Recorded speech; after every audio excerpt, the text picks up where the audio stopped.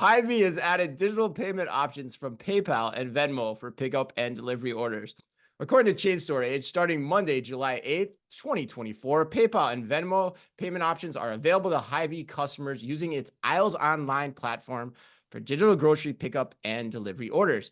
And so we're going back to you on this one. Are you pro or con the addition of Venmo as an online payment option at Hy-Vee? I love this. You Listen, do? cash is still king in our country, but Venmo and Hmm. PayPal are not far behind it.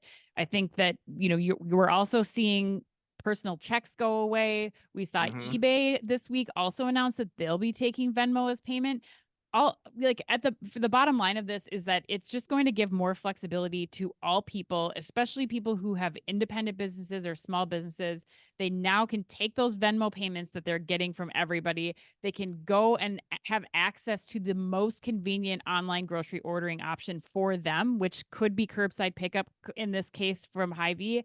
It could be grocery delivery, and gives more people a reason to choose Hy-Vee. So I'm all in on it. I love it. Yeah, I know. Yeah, it's crazy too, and like I've been surprised at how you alluded to the Target not taking checks story that broke Right. last week, right? That story is like number one on everything, and I'm like, wow, that's a story. Like, come on, guys. Like, I mean, it's probably like the tiniest of tiniest percents of the business now, but yeah, we're doing great on time on this show too. So stick around for the lightning round because we're gonna have a lot of time to go through it and get into some fun banter. And I think I like this one too. I mean, for the same reasons you did. I mean, my big question is I would love to know what percent of orders are actually getting handled via Venmo at some point in time. Mhm. Like how many people actually prefer to pay this way? Yeah. How big a proportion of the population is it? That's a statistic I want to know. There's probably some studies out there that I need to dig into and look into that. But net net, I think it makes grocery shopping more accessible, like you said.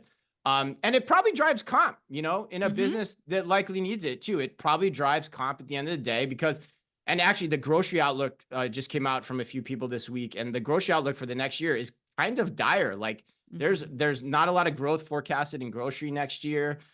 People are very skeptical, and the profits are going to be thin. So, anytime you can get comp on your current operating base, it's going to be a good for your business. So I like that, and so I wouldn't be surprised if we see more grocers go in this direction or more retailers, quite honestly, Right. for the same reasons. Right. Also love that Hy-Vee's kind of their expansion plans are really going into communities in the suburbs that are just starting to build and develop too. So I think that's even more like a reason for them to start considering alternate payment options when you have large populations of people moving into these new communities who this might be their first home. Like this might be an opportunity for them Mhm. to just kind of have a little bit more flexibility than Yeah. the standard methods. Yeah, and the last point I'd make too is people that, come from Iowa or rooted in Iowa, they're just generally really smart people. I think that's another thing that another point that I would make here. Those Iowans, they just get things. Specifically because you were born in Iowa. Yes, I Is was. that where Des we're Moines, going with that? Iowa. And Okay. yes, that's right. Thank you for letting the Don't audience in on that. mind the fact that you immediately moved to Arizona, but yes, born in